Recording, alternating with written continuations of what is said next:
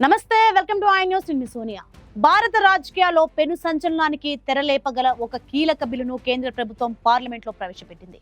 తీవ్రమైన క్రిమినల్ కేసులలో అరెస్ట్ అయిన ప్రజాప్రతినిధులపై కొరడా జులిపించింది. ఈ కొత్త నిబంధన ప్రకారం ప్రధాని అయినా ముఖ్యమంత్రి అయినా 30 రోజులకు మించి కస్టడీలో ఉంటే వారి పదవి పోవడం ఖాయం. చట్టసభల్లో నేర చరిత్రల సంఖ్య పెరుగుతున్న వేళ ఈ కొత్త బిల్లు రాజకీయ ప్రక్షాళనకు నాంది పలుకుతుందా? అసలు ఈ బిల్లులో ఏముంది చూద్దాం.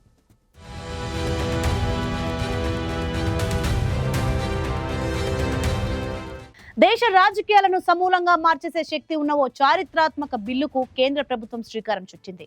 తీవ్రమైన నేరారోపణలతో అరెస్ట్ అయి 30 రోజులకు మించి కస్టడీలో ఉండే ప్రధానమంత్రి, కేంద్ర మంత్రులు, ముఖ్యమంత్రులు, రాష్ట్ర మంత్రులు ఎవరైనా సరే 31వ రోజున తమ పదవిని కోల్పోతారు.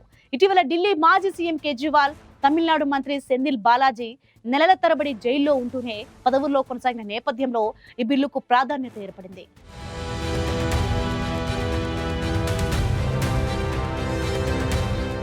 అసలు సమస్య ఎంత తీవ్రంగా ఉందో తెలిస్తే మీరు ఆశ్చర్యపోతారు.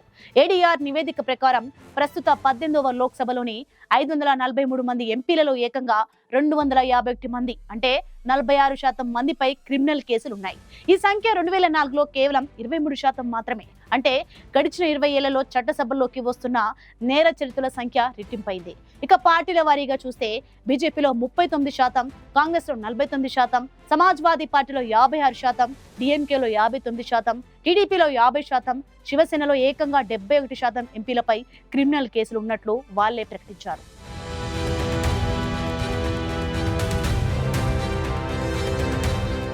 ఈ పరిస్థితిని మార్చేందుకు కేంద్రం ఏకంగా 3 సవరణ బిల్లులను ముందుకు తెచ్చింది.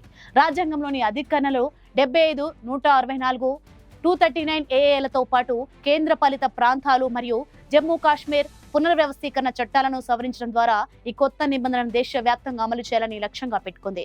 ప్రస్తుతానికి ఈ బిల్లును జాయింట్ పార్లమెంటరీ కమిటీకి పంపినా ఇది చట్టంగా మారితే మాత్రం భారత రాజకీయాల్లో నేర చరిత్రల భవిష్యత్తు ప్రశ్నార్థకంగా మారడం ఖాయం.